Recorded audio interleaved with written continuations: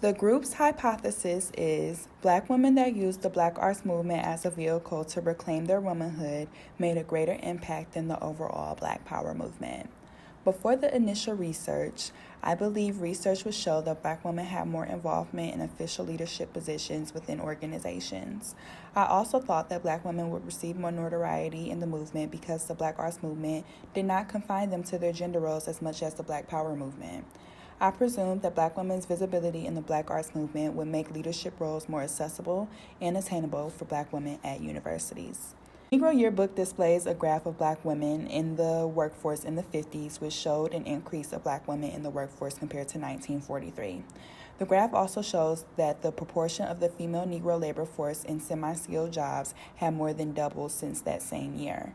Black women are ingrained in American history through their various contributions to multiple industries, including agricultural, retail trade, service jobs, and other industries, even though this largely went unnoticed during that particular era. Black women's contribution in the U.S. economic system was present and was still prevalent throughout the 60s and 70s. The Black Power movement undermined Black women's contribution to greater society, leaving them feeling isolated from the upward mobility of the Black community socially and economically. The Black arts movement allowed Black women to navigate the patriarchal spaces in and outside the Black arts movement through spiritually connected art forms. The Black Power movement worked to rectify these issues by taking on a Black nationalist perspective, but their misogynistic tactics proved to be a detriment to the movement. The Black Arts Movement, which started in 1965 and ended in 1975, was the name of a group of politically motivated Black poets, artists, musicians, dramatists, and writers who emerged in the wake of the Black Power movement. It is said to be considered the most influential movement for Black literature because much of Black literature was written during this time. The movement was founded by poet Imamu Amiri Baraka, who was also known as the father of the Black arts movement. After Malcolm X was assassinated, people that followed the Black Power movement often fell into two camps: the revolutionary nationalists and the cultural nationalists. The latter yearned for creative outlets such as poetry, novels, art, and music that reflected Black history and culture. The movement was formally established in 1965 when Baraka opened the Black Arts Repertory Theater in Harlem. It started in New York City and spread west. In Chicago, Hoyt Filler and John Johnson edited and published Negro Digest, Now Black World, which promoted the work of young Black artists. The Black arts movement was important because it spurred political activism and use of speech throughout every African American community. It also allowed African Americans to be able to express their voices in the mass media as well as become involved in communities. Black artists felt like they had a place to create Black art that other Blacks could see and feel liberated and seen, especially Black women who before this had little to no voice, and now through their art they can be heard. There were critiques about the Black arts movement though. As said in the Times article, Black Creativity on the Cutting Edge, the Black arts movement, sometimes referred to as the artistic sister of the Black Power movement. The Black arts movement stands as the single most controversial moment in the history of African American literature, possibly in American literature as a whole. Although it fundamentally changed American attitudes both toward the function and meaning of literature, as well as the place of ethnic literature in English department. African American scholars as prominent as Henry Louis Gates Jr. have deemed it the shortest and least successful movement in African American cultural history. During the time of the Black Arts Movement, there were also multiple other events occurring as well in the 1960s. The Black Power Movement was one major organization that was gaining attention during this time. Black Power can be used mainly to depict the end of the Civil Rights Movement. It was the Black community's response to the unresolved racism and general injustice that the Black community was still receiving. This movement was the most intense during the late 1960s. The meaning of Black Power can vary depending on the beliefs of the individual that you ask, but there are two more common beliefs that come with the purpose of this movement. The first major belief as to what Black power represented is the right to be valued and respected as a human being and also being independent and reliant only on themselves. This is in regard to both ecological and political independence, as well as being free from white authority. The other meaning of Black power that was popularly interpreted was in regard to the Black culture heritage and especially African roots. The Black Panther Party is another event that also occurred during the same time as the Black Arts Movement and was also heavily active during this time and supported the Black Power movement as the leaders were heavily inspired by it. The Black Panthers Party's main motive was advocating for Black self-defense in response to the massive amounts of police violence towards the Black community. This group also strived to make America more politically, economically, and socially equal. The Black Panther Party encouraged elements of socialism and Black nationalism, which can be seen in the beliefs of many of the artists that participated in the Black Arts Movement. A phrase that is also important to note during this time of Black power is the Black aesthetic. This phrase was used loosely and informally throughout the 1960s and was coined a theoretical concept in 1971. The Black aesthetic was used in order to express the principles and aspirations of the Black Power movement in regard to literature specifically, but can also be used for other art forms as well. The Black aesthetic was created in order for artists and writers to challenge the beauty and societal judgment held by the dominant Western aesthetic ideologies. They challenged this by using African American ideologies in their artistic creations as well as literary. This Black aesthetic was a way for the Black community to form a sense of pride and nationalism that they didn't have before for their culture. The Black aesthetic is what appears and can be used to describe every artistic piece created during the Black Arts Movement. Both the Black Arts Movement and the Black Power movement share political beliefs of African American liberation as well as creating their own individual paths and destinies for themselves. The Black Arts Movement is said to be an extension of the Black Power movement in regard to their similar beliefs involving politics and culture. According to the National Archives, many women in the Black Power movement brought attention to issues such as gender identity, classism, racism, and sexism. These are all issues that are heavily reflected in the artistic displays that you can see in the Black Arts Movement as well. The Black Power movement, while testing the notion of Black representatives in positions of power, did not challenge the notion of uplifting the Black community through patriarchal methods and sexist means. The Black Power movement, while testing the notion of Black representatives in positions of power, did not challenge the notion of uplifting the Black community through patriarchal methods and sexist means. Michelle Wallace in Black Machos in The Myth of the Superwoman notes the irritability of Black men toward Black women when asked about their role, influence, and desirability within the Black Power movement.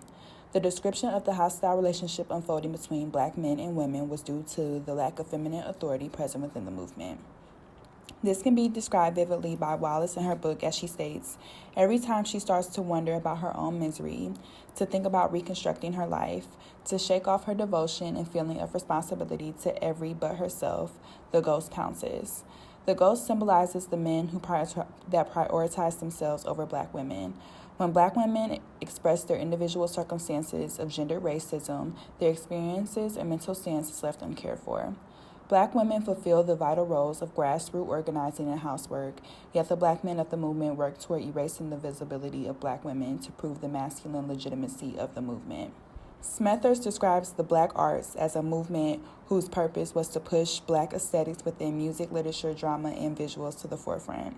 The Black arts movement became a vehicle for Black artists like Alice Barbara Ann Tier, Nazaki Shane, and Sonia Sanchez.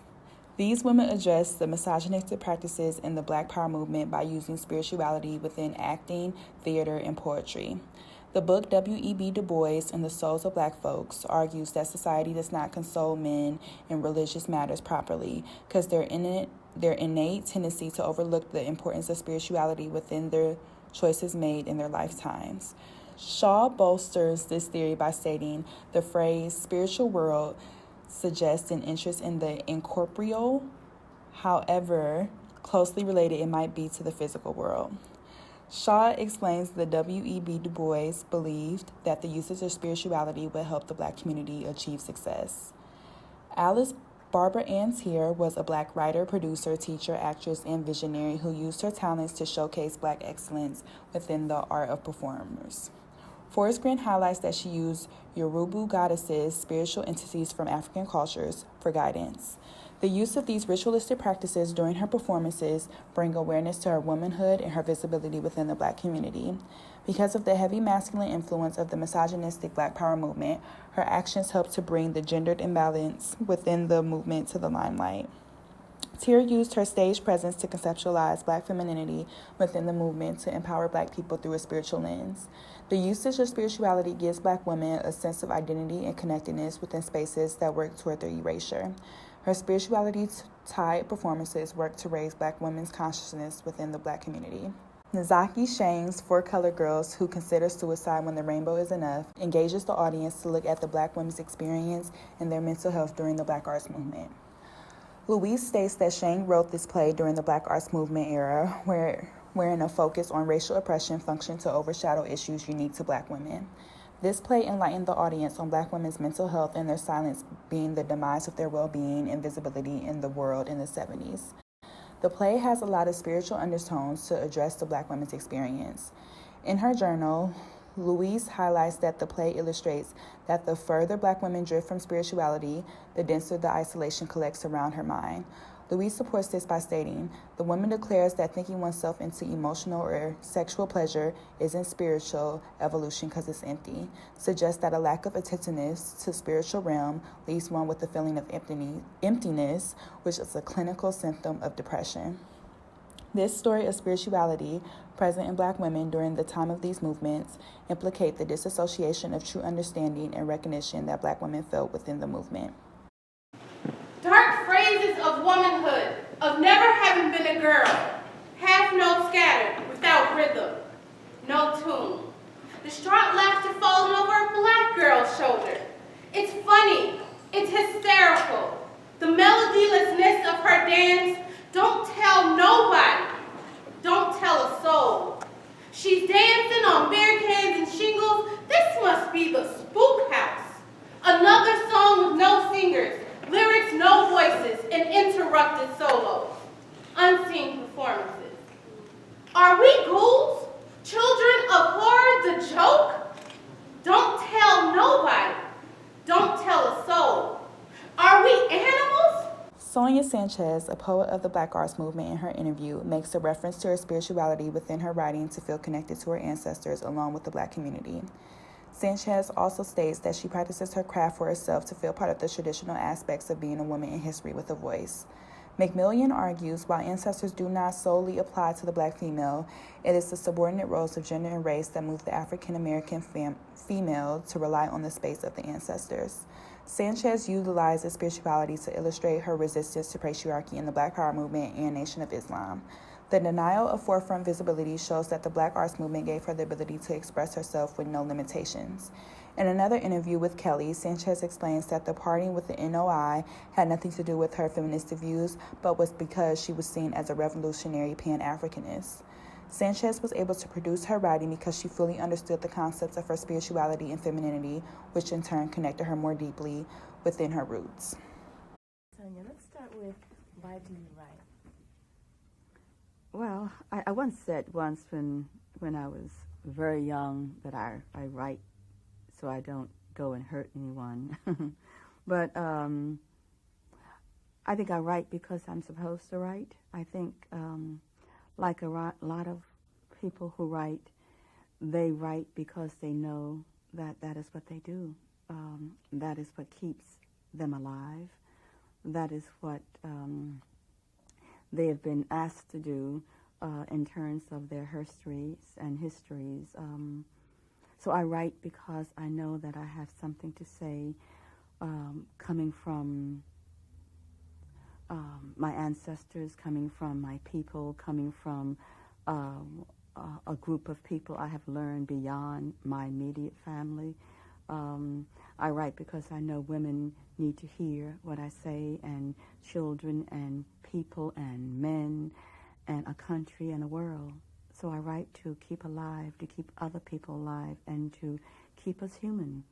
I started to write initially to bring what I call the African back on the human stage. But I also recognize the fact that if the African was off the human stage, that most people had been put off the human stage. And so I understood finally that I was writing to bring us all back on the human stage to walk upright like humans the way we are supposed to. The influence of the 70s in Ohio University's newspapers, like Afro-American Affairs, stemmed directly from the outcomes of the Black Arts Movement and Black Power movement. In these newspapers, inspirational words were used with spiritual undertones to raise self-determination within Black Ohio University students. These inspirational quotes found throughout the newspaper gave them pride in times of structural inferiority. Black women on campus made commendable contributions to bring awareness of the social climate on campus.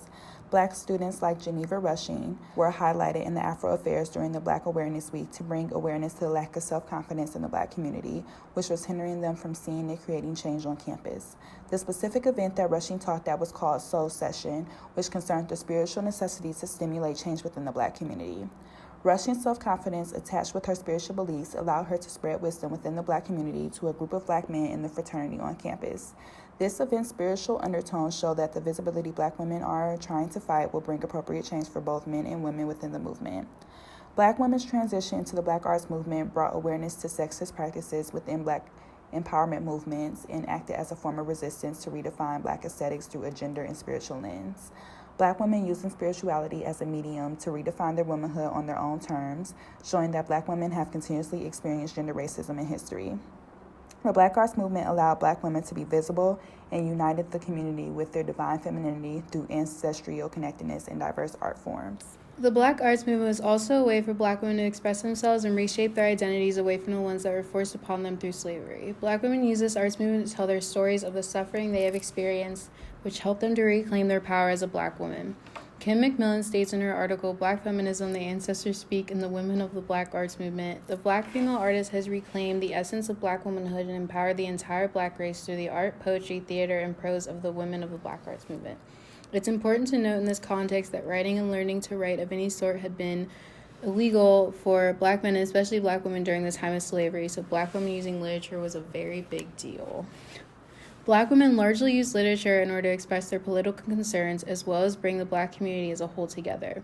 One of the political concerns that are mentioned the most throughout all the women authors and poets who have expressed themselves throughout the Black Arts Movement is re-educating the community of their African culture while also getting rid of the harmful images that had developed within the community. One major poet who began writing during the Black Arts Movement and who continues to celebrate Black culture is Nikki Giovanni. Her poetry during the Black Arts Movement highly reflects her radical political views and encouraged Black solidarity. According to Lisa Robinson, her biography about Giovanni, in the 1970s, Giovanni's poetry became less aggressive and political, instead transitioned into a more personal reflection of self. But the deal was, in 2 years, you should have completed a book-length manuscript. Well, I completed a book the first year. And having done so, and it is poetry, I said, well, who's going to publish my poetry, right? Nobody. I mean, who's going to be interested in this? So I called my grandmother and a few friends, and I asked my grandmother for $500 because I knew she had it. And I asked a few other people for, to make a loan, and I had the book published, right? And I'm not a bad businesswoman. I'm not ever going to be rich, but rich was never an object for me. So I had the book, Black Feeling, Black Talk. I had 1,000 copies of it, so you have to sell it, right? And so I went to Show's bookstore in Harlem, yeah. and Robbins bookstore in Philadelphia, City Lights in California. You know, I sent around, and I sent 5 copies here, 5 copies there, asked the people to sell it. Do you know, nobody cheated me? They sold it. You know, you get these little checks for $3, you know. And I thought, okay, if you're going to do that, and this is like business 101. If you're going to do that, the business has to be separate, which we need to probably still teach, having watched the executives really loot their companies. The business has to be separated from the person. So I had the business account, which meant that I needed to make $700 in this account to take that book back, right? If I tampered with that, then I wouldn't know if I had actually made the money. But I said to Columbia, you know, I did it. I did the book, and it's out, and I published it, and it's copyrighted, and it's in the Library of Congress, and it's a nice book, and it got reviewed in the minor presses, not the major presses, but in the minor presses.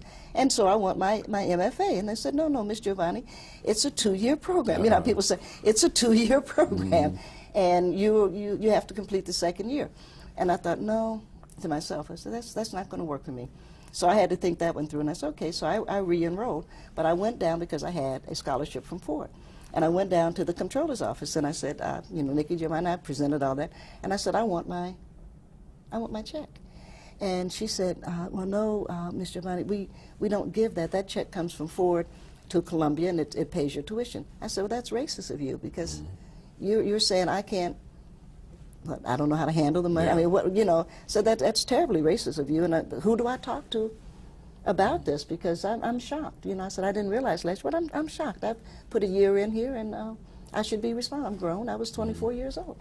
And she said, well, no. She said, you'd have to talk to, and ended up I talked to one of the vice presidents, said the same thing.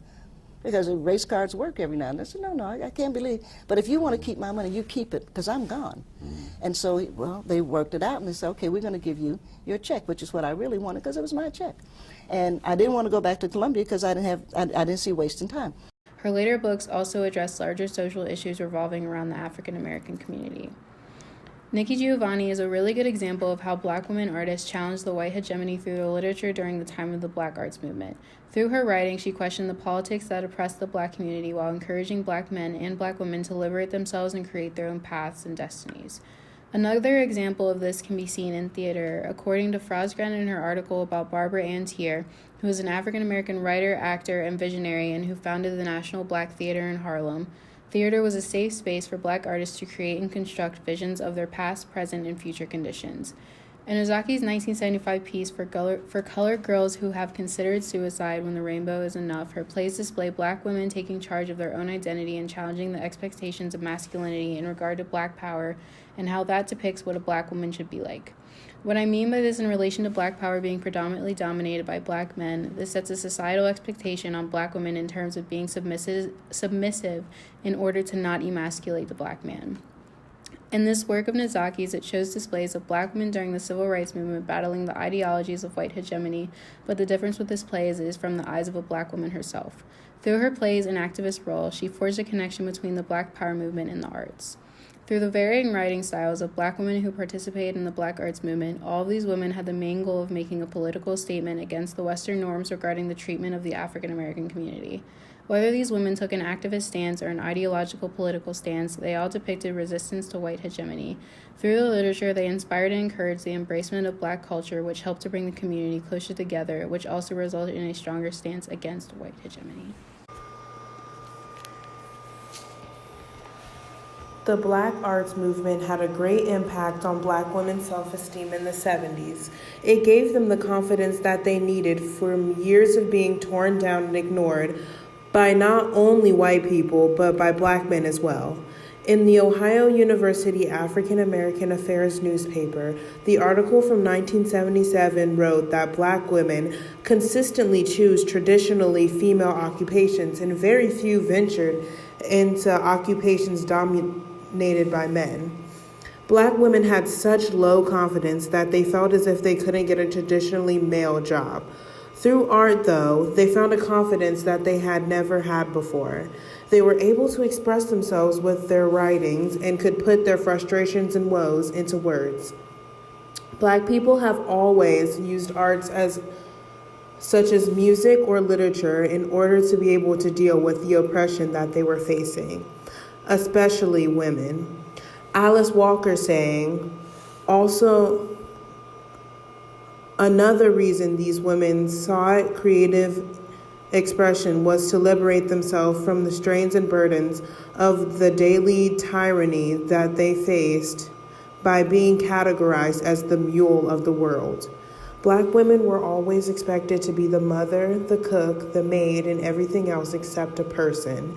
They were able to finally be more than just a servant to others and have the ability to do something personal and for themselves. Something that they could be proud of that was their own. While the Black arts movement was going on, the second wave of the women's movement was simultaneously going on. Black feminism became an important political statement conveyed by the women of the Black arts movement. This is what the women of the movement wrote about in their literature or painted or sang about. Black women used their art to uplift other black women, like when Vivian E. Brown, Dinga McCannon, and Faith Ringgold organized the first black women's art exhibition in known history called Where We At. They turned the second show into a benefit for black unwed mothers and their children. The practical generosity of that gesture said a lot about how a distinctive African American feminism would develop. By using their art and talent, they helped black women out of unfortunate situations. Black women helped themselves and other women by using their art as an outlet. They not only gained confidence, but a social and political awareness that the Black Power movement may have not provided them.